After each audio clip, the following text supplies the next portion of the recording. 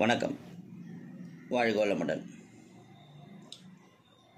ஆன்மீகமும் மருத்துவங்கிற தலைப்பில் தொடர்ந்து நம்ம பதிவுகள். அதில் குறிப்பாக சொல்லணும்னா,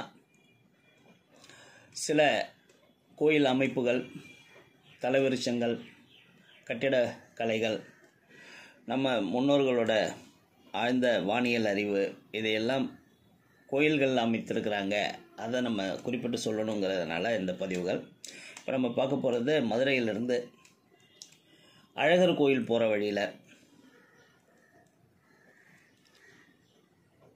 ஹரிஹர அம்மன் கோயில்.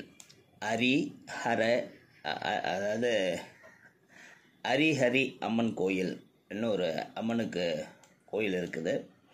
இந்த கோயிலில் பக்தர்கள் தங்களது வேண்டுதலை வைக்கிறாங்க.